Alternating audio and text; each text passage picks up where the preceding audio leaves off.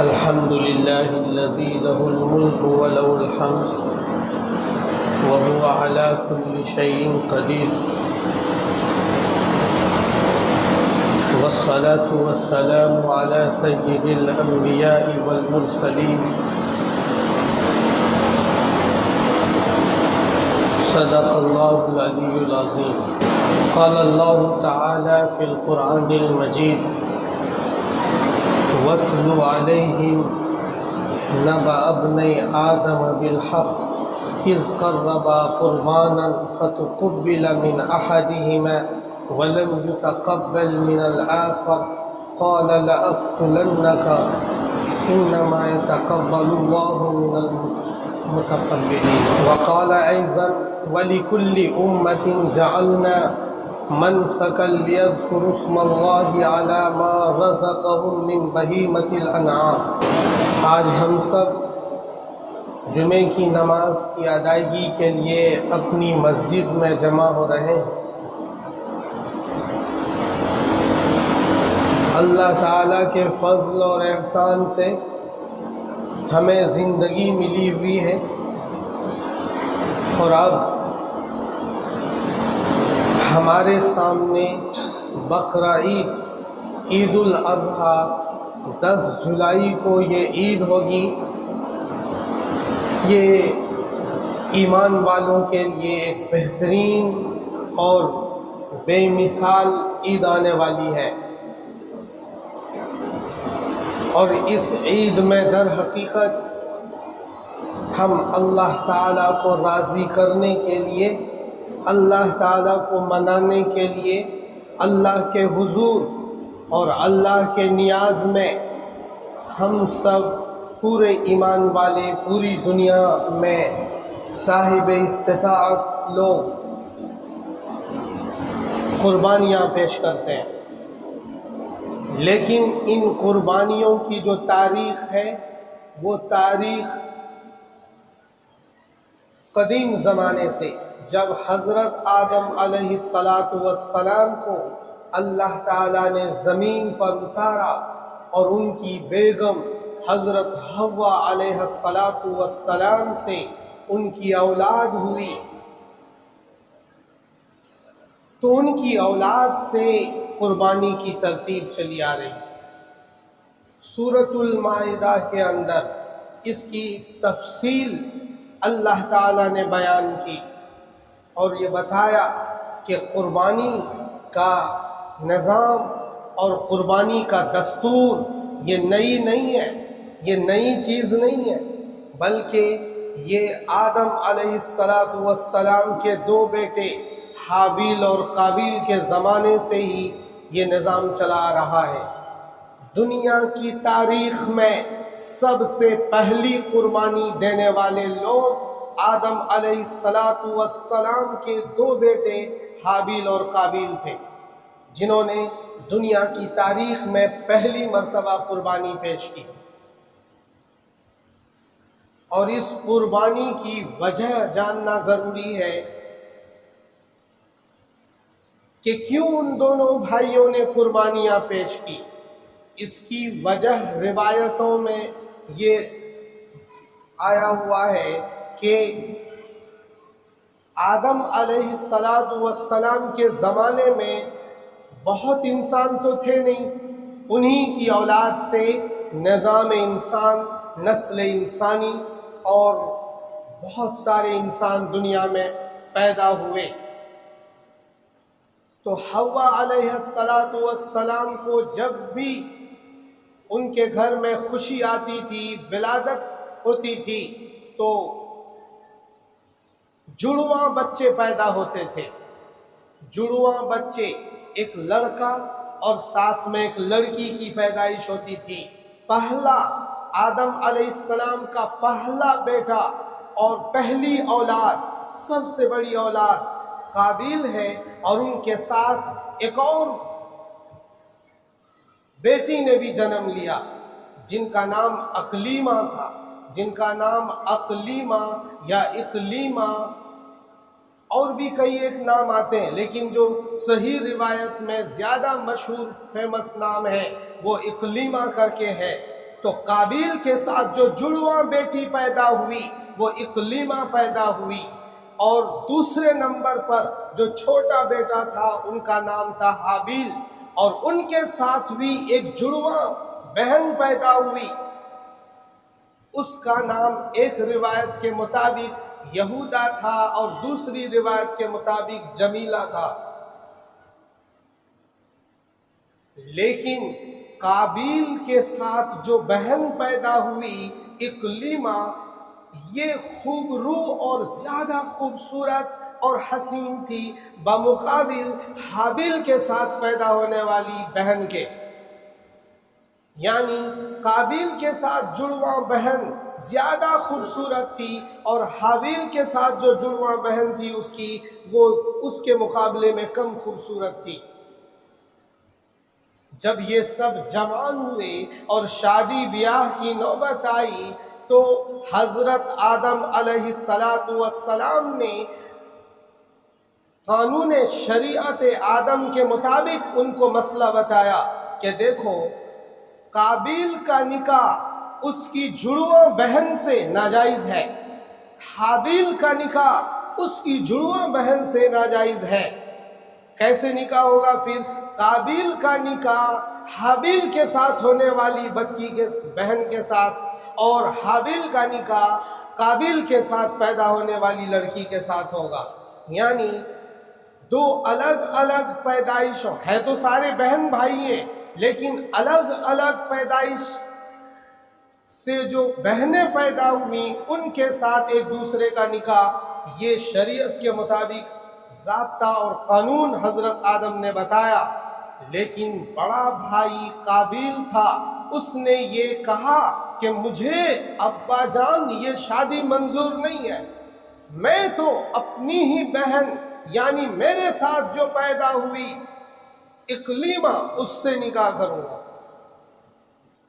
یہ لڑائی بڑھتی گئی۔ آدم علیہ السلام نے دونوں بھائیوں کو سمجھانے کی کوشش کی، خاص طور سے جو قابیل بڑا تھا وہ سنگھرش کر رہا تھا، انہیں سمجھایا گیا۔ پھر حضرت آدم نے دیکھا کہ یہ لوگ مان نہیں رہے تو ایک ترتیب بنائی کہ ایسا کرو، دونوں بھائی مل کر اللہ کے نیاز میں قربانی پیش کرو، جس کی قربانی قبول ہوگی اس سے اقلیمہ کی شادی ہو جائے گی، اس کی اقلیمہ کے ساتھ شادی ہو جائے گی۔ چنانچہ قابیل فارمر تھا، کسان تھا، قابیل بڑا بھائی کاشتکاری کرتا تھا، اور جو چھوٹا حابیل تھا وہ ایک ریوڑ پالتا تھا جس میں بکریاں اور بھیڑ اور دمبے پلتے تھے، وہ ایک ریوڑ کا مالک اور چرواہا تھا، اور بڑا بھائی قابیل کسان تھا، وہ سبزیاں اور فروٹس اگاتا تھا۔ تو حابیل نے اپنے ریوڑ میں نظر ماری، اور جو شاندار دمبا تھا، بڑا فروا، اور اس کے ریوڑ کا سب سے شاندار بچہ تھا دمبا، وہ اٹھایا اور اس کی قربانی انہوں نے طے کی۔ اور قابیل تو کاشتکار تھا، انہوں نے اناج اکٹھے کیے، اور اناج اکٹھے کر کے یہ کہا کہ میں یہ قربانی پیش کروں گا۔ سو دونوں بھائیوں نے اپنی اپنی قربانی، حابیل نے اپنا دمبا ذبح کر کے پہاڑ پر چھوڑایا، اور قابیل نے بھی اپنا اناج، اپنا غلہ پہاڑ پر چھوڑایا۔ کیسے پتا چلے گا کہ کس کی قربانی قبول ہوئی اللہ کی نظر میں؟ اس زمانے میں دستور تھا کہ قربانی کے جانور کو ایک خاص قسم کی آگ آسمان سے اترتی تھی، اور جس کی قربانی قبول ہوتی تھی وہ آگ اس کی قربانی کھا جاتی تھی۔ سو اس زمانے میں ایک آگ اتری پہاڑ پر، اور حابیل کی قربانی جو دمبے کے شکل میں تھی اسے کھا گئی، تو کس کی قربانی قبول ہوئی؟ حابیل کی۔ سو طے ہو گیا کہ اب اس حابیل کا نکاح उस इकलीमा जिससे झगड़ा था कि इससे काबिल कहता था मैं शादी करूंगा, तो हाबिल का निकाह उससे तय हो गया। जो पहले आदम अलैहिस्सलाम की राय थी, कुर्बानी भी उस राय को मुअय्यद कर रही है।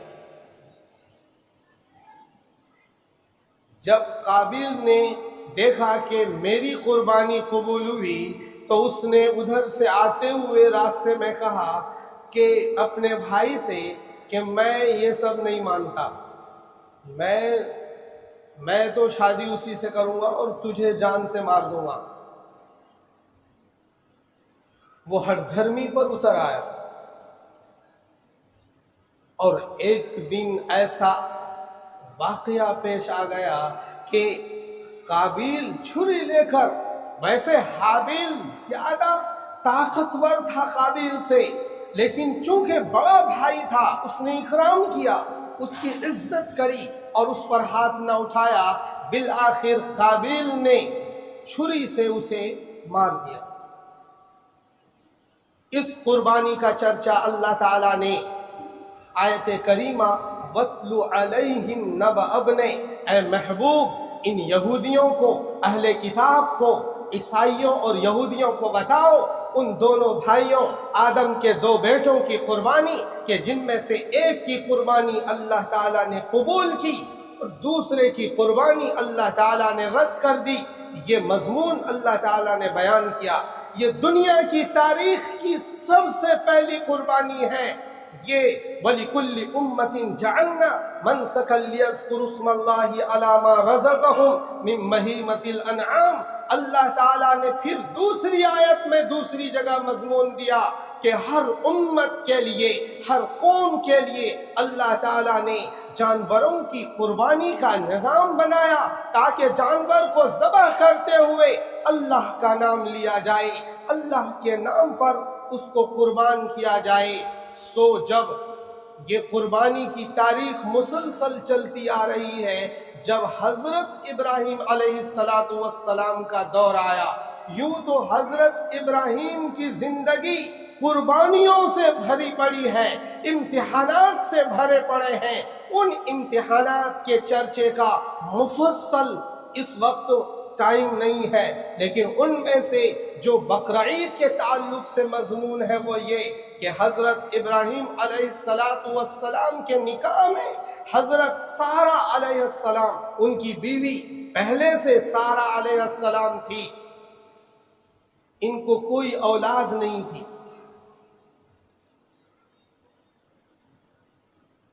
एक मर्तबा ये पहले इराक में रहते थे, इराक से शाम का सफर किया, सीरिया गए, फलस्तीन गए, बैतुल मुक़द्दस गए, उधर फलस्तीन से मिस्र आए, तो फलस्तीन से मिस्र के बीच एक कश्ती से जाना था। उस कश्ती पर सवार हुए, पता चला कि मिस्र का जो शहंशाह है, उस शहंशाह की तरफ से अपने चेले चपाटों को ऑर्डर है कि इस साहिल से जितनी औरतें जवान क्रॉस करेंगी उसे मेरे दरबार में हाजिर करो, उसे मेरे दरबार में लाओ।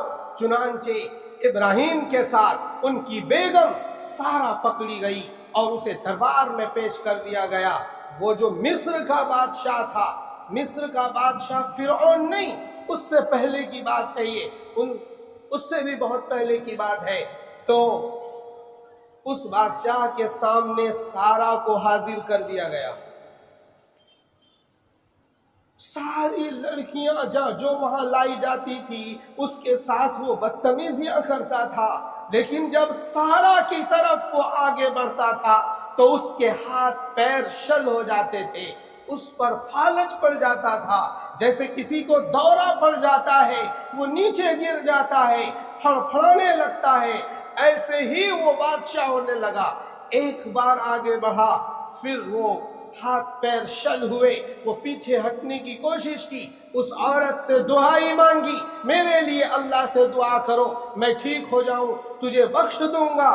सो उसने दुआ करी, वो ठीक होता था, दोबारा वो अपनी बदनीयती के साथ आता था। इस तरह से 3 मर्तबा उस बादशाह के साथ वाकया पेश आया।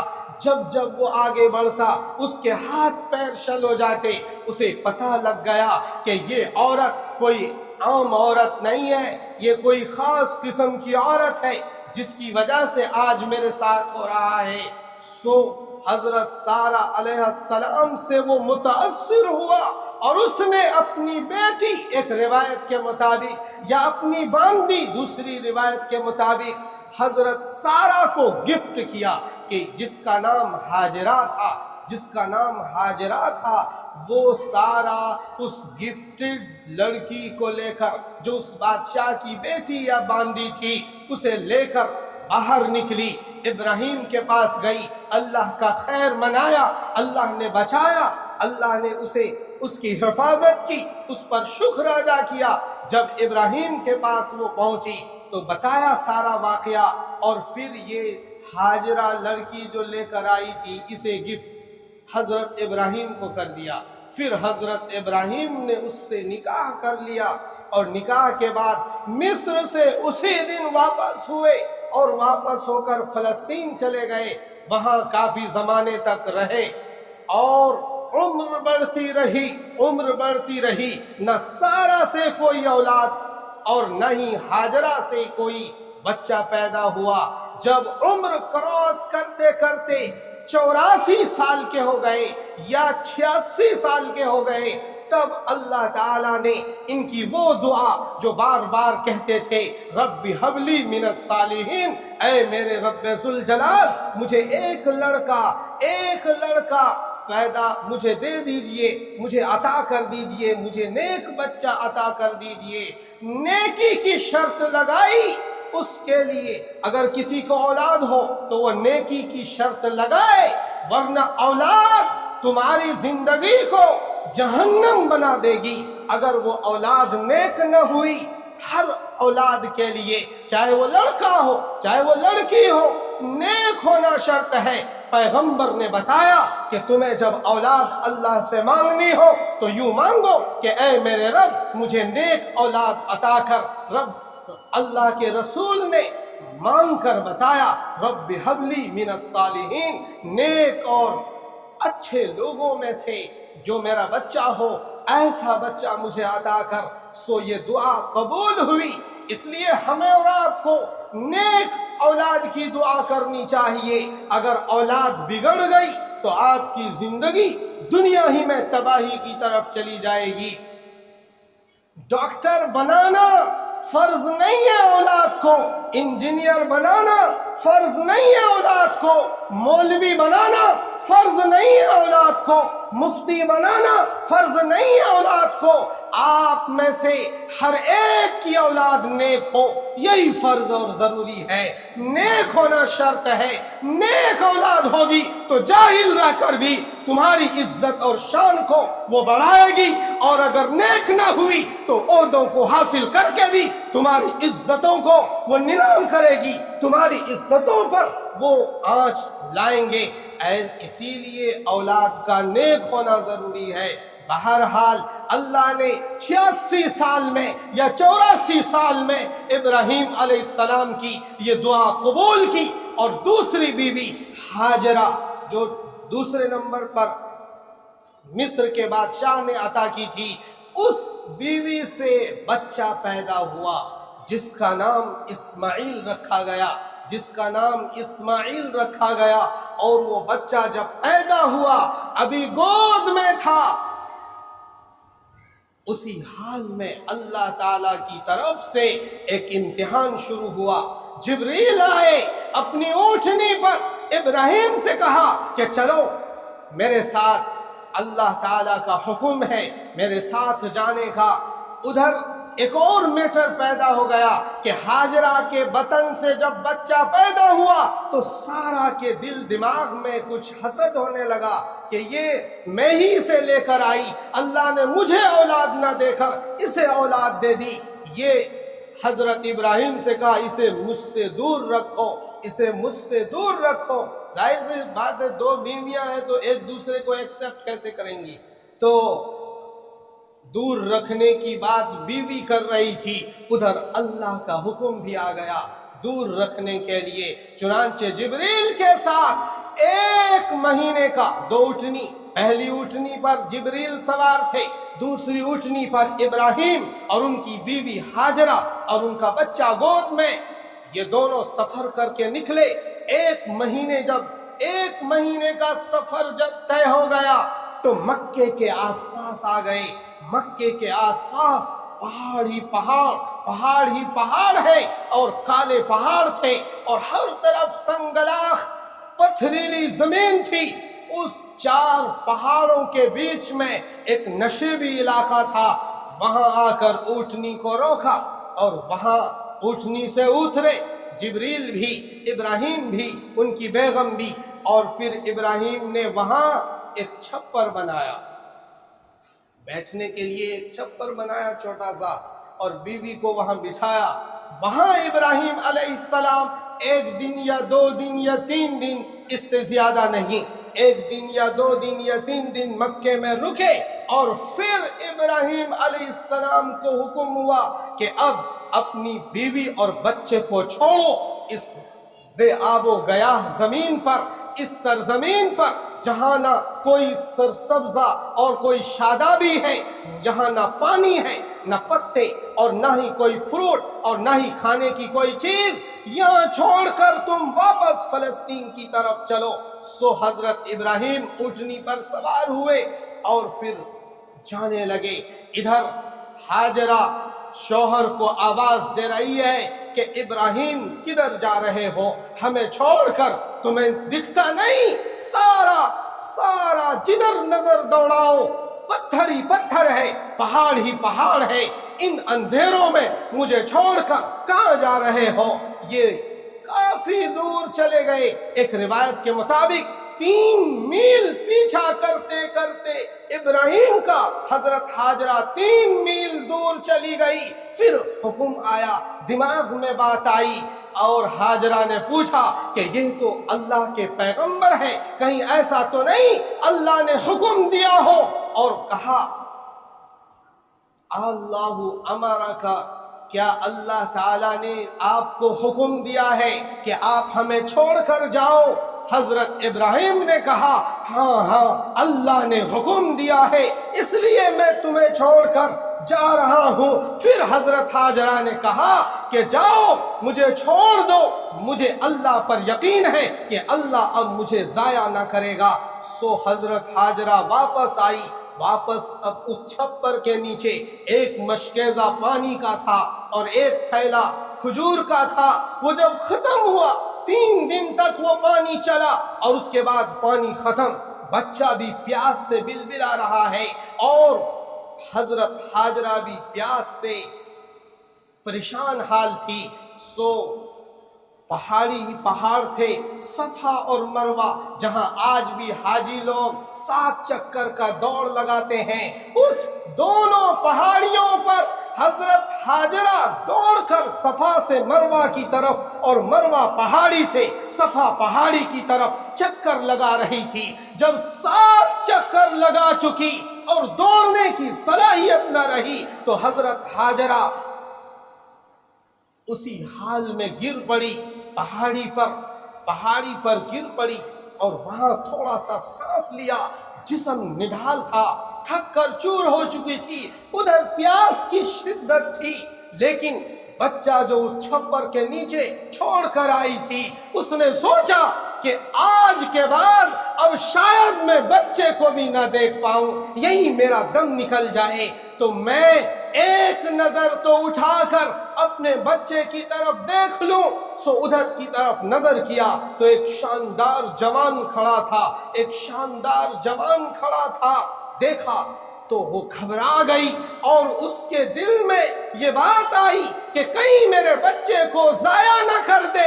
वहां से किसी तरह अपने जिंदगी की नई शुरुआत की और अपने अंदर दम भरा और उठी और दौड़ लगाई अपने बच्चे की तरफ। और देखा तो वहां एक जवान था और अभी करीब भी न आई थी कि वो जवान गायब हो गया। उधर से वो दौड़ रही थी, उधर अल्लाह का हुक्म हुआ जिब्रील को कि इस बच्चे की एड़ी के नीचे پر مارو، وہاں سے پانی ابل پڑے گا۔ چنانچہ پانی نکلنے لگا، جبریل نے پر مارا اس بچے کی ایڑی کے نیچے، اور اسی کو آج ہم زمزم کا پانی کہتے ہیں۔ جب ہاجرہ ادھر سے دوڑتی ہوئی آئی، دیکھا کہ پانی ابل رہا ہے، سو اس نے وہاں پر تھوڑا سا ایک باؤنڈری کری چھوٹی سی، اور کہا زمزم۔ یہ زمزم عبرانی زبان کا لفظ ہے۔ رک جا رک جا، محمد الرسول اللہ صلی اللہ تعالی علیہ وسلم نے 600 عیسوی میں یہ بتایا کہ اگر میری ماں ہاجرہ یہ نہ کہتی کہ رک جا تو آج یہ وادی سمندر بن جاتا۔ تو اس لیے میری ماں کا ہماری قوم پر احسان ہے، سو آج زمزم کا پانی ابل رہا ہے، ساری دنیا کے لوگ پیتے ہیں، لیکن اس کا سوت خشک نہیں ہوتا۔ وہ مسل 4-5 نیچے اندر کنویں میں سوراخ ہے، جب موٹر چلتی ہے تو ان سوراخوں سے خوب پانی آتا ہے، جیسے اندر کوئی موٹر لگی ہوئی ہو اور ہر طرف وہ پانی سپلائی ہے۔ تو اس طرح سے حضرت ابراہیم ادھر فلسطین چلے گئے، ادھر ہاجرہ اپنے بچے کی پرورش کرتی رہی۔ لیکن میرے بھائیوں، آپ سوچ کر تو دیکھو اس ماں کے دل پر کیا گزر رہا ہوگا جب رات آئی ہوگی۔ جس رات میں ابراہیم چھوڑ کر گئے، ادھر رات کا اندھیرا، رات کی تاریکی، پہاڑوں کی تاریکی اور اجنبیت اسے کس طرح ستا رہی ہوگی، آپ تصور نہیں کر سکتے۔ وہ بھی ایک لیڈیز، وہ بھی ایک خاتون، وہ بھی ایک عورت کا واقعہ ہے۔ ہم تم جیسے جوان بھی اپنا کلیجہ منہ سے نکال لیتے، لیکن اس عورت کی جانبازی تو دیکھو، اس نے اسے برداشت کیا اور وہاں رہی۔ جب حضرت اسماعیل علیہ السلام تھوڑا سا بڑے ہوئے، ادھر تھوڑی عمر بڑھی، جب حضرت ابراہیم کی عمر 90 پلس ہو گئی، تو ادھر شام میں، فلسطین میں ابراہیم خواب دیکھنے لگے۔ انی ارا اذبحک فانظر ماذا ترى قال یا ابت افعل ما تؤمر ستجدنی ان شاء اللہ من الصابرین۔ وہ روز خواب 3 دن تک مسلسل خواب دیکھا۔ پہلا خواب 8 ذی الحجہ کو رات میں ابراہیم نے دیکھا کہ تم اپنے بیٹے کو ذبح کرو اللہ کے حضور میں۔ جب پہلا خواب تھا، صبح جب نیند سے بیدار ہوئے تو متفکر ہوئے کہ یہ کیا خواب دیکھ رہا ہوں کہ میں اپنے ہاتھوں سے جو 86 سال میں مجھے اللہ نے اولاد عطا کی اسے ہی اپنے ہاتھوں سے ذبح کر رہا ہوں۔ تو تذبذب میں پڑ گئے، متفکر ہوئے۔ اس لیے 8 ذی الحجہ کا نام یوم الترویہ رکھا گیا، یعنی تذبذب والا دن۔ اور پھر 9 ذی الحجہ کو، جس دن حاجی لوگ منا سے ادھر عرفات کی طرف چلتے ہیں، اس 9 کی رات جب آئی تو رات میں ابراہیم نے دوسری مرتبہ وہی خواب ریپیٹ ہوا اور دیکھا، تو ابراہیم علیہ السلام کو یہ بات آنے لگی کہ یہ اللہ کی طرف سے خواب ہے، اگر یہ شیطانی خواب ہوتا تو آج نہ آتا۔ سو اللہ تعالیٰ کی طرف سے ابراہیم کو معرفت حاصل ہو گئی، پہچان ہو گئی کہ یہ اللہ کی طرف سے خواب ہے، اس لیے 9 تاریخ کو یوم العرفہ کہا جاتا ہے۔ اور پھر 10ویں ذی الحجہ کو تیسری مرتبہ خواب ریپیٹ ہوا، اور اس تاریخ میں بھی ابراہیم نے خواب دیکھا، اور ابراہیم نے کنفرم کر دیا کہ اب میں اپنے بیٹے کو اللہ کے راستے میں قربان کروں گا، اللہ کے راستے میں ذبح کروں گا۔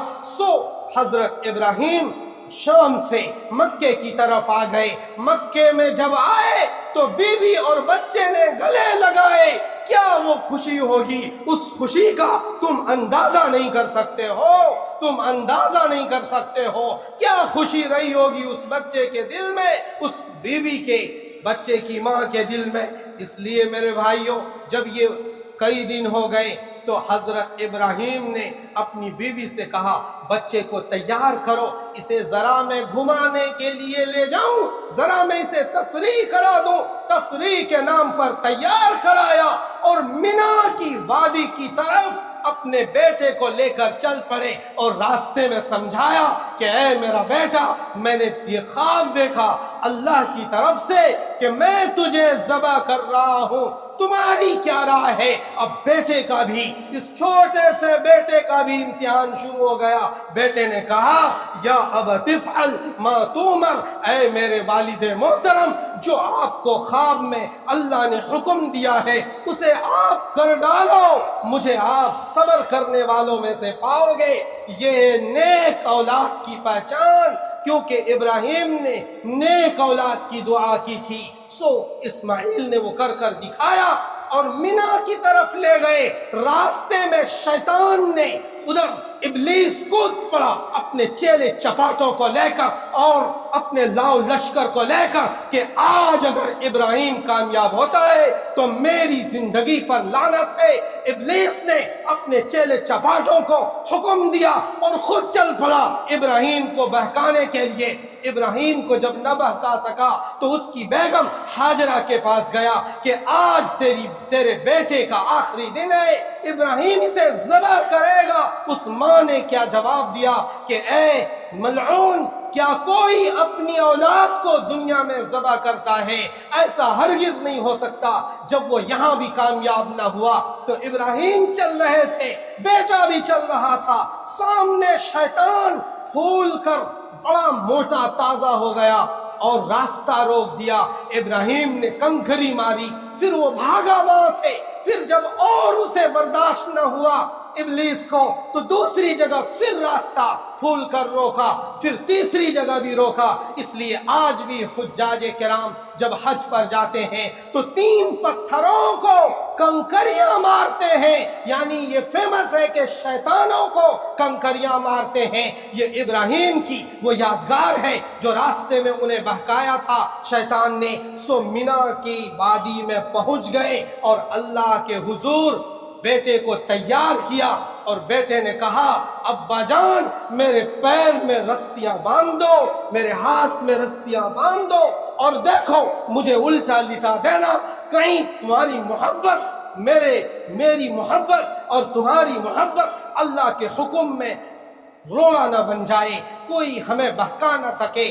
سو ابراہیم نے باندھ دیا اور اپنا ایک گھٹنا اس کی کمر پر رکھا، بال پکڑا اور چھری چلائی، اور ادھر اللہ کی طرف سے حکم ہوا، جبریل مینڈا لے کر آئے اور اس مینڈے پر چھری چلی۔ اے لوگو، چھری سننا، ان واقعات کو سننا آسان ہے، لیکن باپ بن کر تو دیکھو اور اپنی اولاد کو اس طرح ذبح کے لیے تیار تو کرو، تمہارا کلیجہ باہر آ جائے گا۔ تم کیا امتحان میں پاس ہو پاؤ گے؟ تم سے بیٹے کی قربانی نہیں مانگی جا رہی، تم سے تو یہ مانگا جا رہا ہے کہ فحاشی چھوڑ دو، جھوٹ چھوڑ دو، دغا بازی چھوڑ دو، فریب چھوڑو اور غلط کاموں کو چھوڑو اور ساری بدکاریوں کو چھوڑو۔ تم سے یہ کہا جا رہا ہے، اس میں بھی ہم تم پاس نہیں ہو پا رہے ہیں۔ ہم سے یہ کہا جا رہا ہے کہ تمہارا بازار جھوٹ پر پل رہا ہے، تمہارا دکاندار کہتا ہے کہ جھوٹ کے بغیر کمائی نہیں ہے، تمہارا بزنس مین، تمہاری فیکٹریاں، تمہارے ساری کارخانے کا نظام یہ کہتا ہے کہ جھوٹ کے بغیر کمائی نہیں۔ اللہ کہتا ہے کہ جھوٹ کے بغیر کمائی ہوگی۔ تم سے یہ امتحان مانگا جا رہا ہے۔ آج ہم سب قربانی کی تیاری میں اب لگیں گے۔ 10 جولائی کو قربانی ہم سب دیں گے۔ اس لیے میرے بھائیوں، یہ موضوع آپ کے تک آنا چاہیے کہ ہم قربانی کیوں دیتے ہیں۔ ہم سب کے جد امجد حضرت ابراہیم علیہ السلام نے قربانی پیش کی تھی، اس قربانی کے بدلے میں مینڈا قربان ہوا۔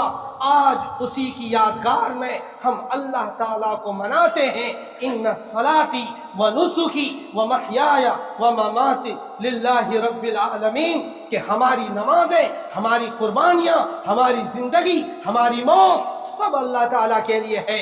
اس لیے یہ نیت کرو کہ جو صاحب استطاعت ہے وہ قربانی پیش کریں گے۔ اب ہم لوگ قربانی کو ایک رسم کی طرح ادا کر دیتے ہیں، یہ عبادت ہے، یہ اللہ کے حضور آپ کو معاف کیا جائے گا۔ ایک ایک بال کے بدلے نیکیاں ملتی ہے، بکل شعرۃ حسنۃ، ہر بال کے بدلے، ہر اون کے بدلے اللہ تعالی نیکیاں عطا کرتا ہے۔ ادھر خون کا قطرہ ابھی زمین پر گرتا نہیں کہ قربانی دینے والے کے گناہ اللہ تعالیٰ معاف کر دیتا ہے۔ اس لیے اس کی تیاری کرو، کریں گے بھی ساتھی انشاءاللہ العزیز۔ اللہ تعالیٰ ہم سب کو عمل کی توفیق نصیب فرمائے۔